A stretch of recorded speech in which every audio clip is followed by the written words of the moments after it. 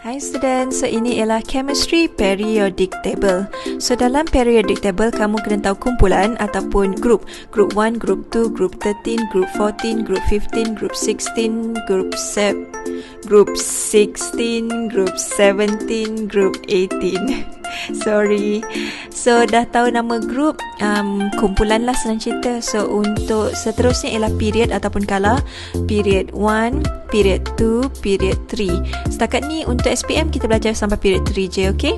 Okey, so dah tahu group, dah tahu period. Sekarang kita kena tahu antara group 2 sampai group 13 nama dia ialah transition element, unsur peralihan.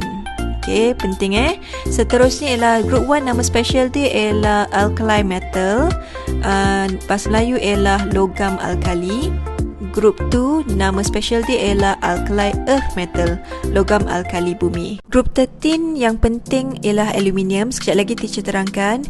Group 17, halogen, nama special dia. Bahasa Melayu pun nama halogen juga. Group 18, noble gas ataupun gas adi. So dalam group 1 yang kamu biasanya kena hafal ialah lithium, sodium dan potassium. Group 2, magnesium dan calcium. Group 13, boron dan aluminium. Group 14, carbon, silicon. Group 15, nitrogen dan phosphorus. Group 16, oxygen dengan sulfur. Group 17, fluorine, chlorine, bromine, iodine. Group 18, helium, neon, argon, krypton, xenon, radon. So itu yang biasanya kami hafal, okey? So aluminium special nama dia ialah amphoteric. That's it. Good luck. Bye. So inilah chemistry, covalent and ionic bond. Covalent bond antara non-metal dan non-metal. Ionic bond antara metal dengan non-metal. Metal datang daripada group 1, group 2, group 13. Non-metal datang daripada group 14, group 15, group 16, group 17. So untuk covalent bond dia shares electron. So dalam kes ni oxygen atom shares 2 electrons to achieve stable octet electron arrangement. Kenapa octet? Sebab 8. Duplet tu maksudnya ialah 2. So shares electron very important.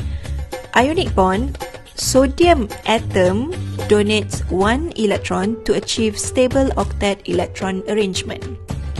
Untuk chlorine atoms, receive 1 electron to achieve stable octet electron arrangement. So yang penting seterusnya untuk covalent bond, ionic bond ialah physical properties. Covalent bond not soluble in water. Ionic bond soluble in water. Dia ada ions, sebab tu dia soluble in water. Covalent bond cannot conduct electricity in any form. Since ionic bond ada ions, it can conduct electricity, but it must be in aqueous or molten. So dia mesti ion-ion bergerak bebas, so free moving ions that can conduct electricity. Covalent bond has low melting and boiling point. Ikatan dia lemah. Ionic bond has high melting and boiling point.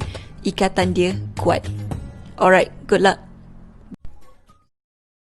So inilah chemistry, acid and alkali. So acid yang kamu mesti tahu ialah sulfuric acid, hydrochloric acid, nitric acid dengan ethanoic acid. Alkali yang kamu mesti tahu ialah sodium hydroxide, potassium hydroxide dengan ammonium hydroxide. Cuba hafal benda tu So untuk acid definition yang penting, substance that ionize in water to form hydrogen ion that can shows acidic properties. So dia mesti larut dalam air dulu baru boleh tunjuk sifat asid dia.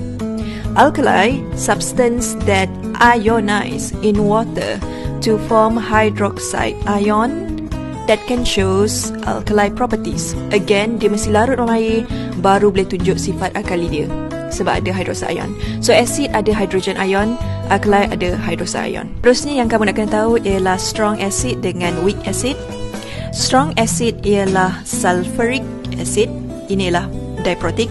Hydrochloric acid, nitric acid ialah monoprotic acid. Weak acid ialah ethanoic acid, propanoic acid. So nama yang oik belakang tu ialah weak acid. Strong alkali ialah sodium hydroxide, potassium hydroxide.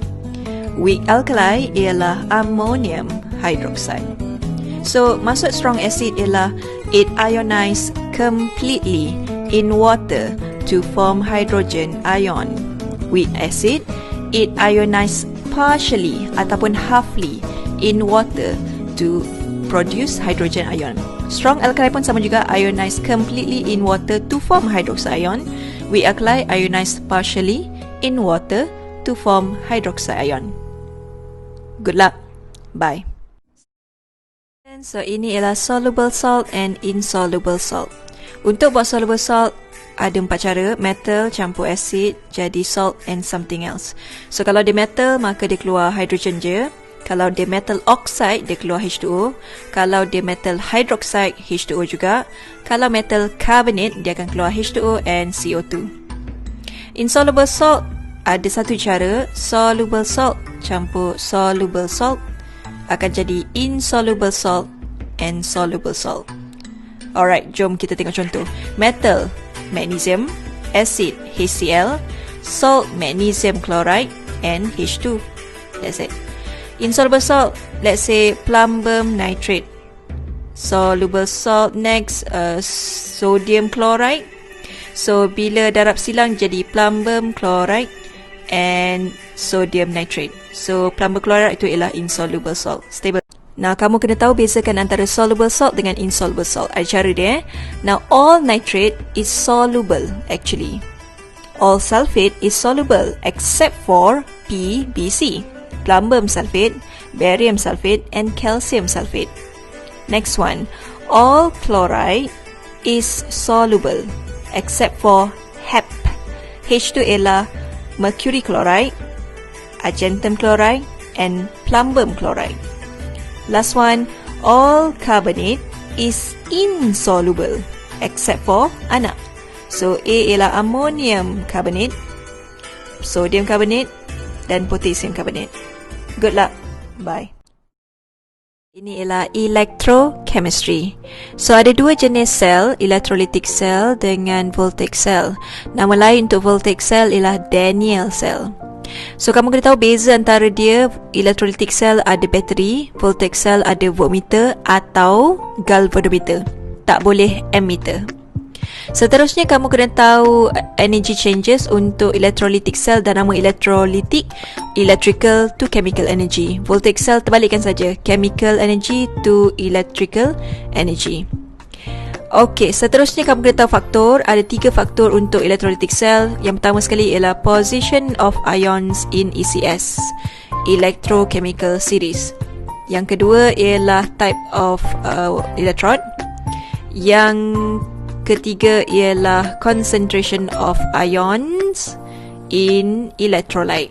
So ions yang kita tengah cakap ialah hanyalah halogen sahaja. So kamu kena cari perkataan 1.0 mol per dm cube atau concentrated. Itu keywords dia.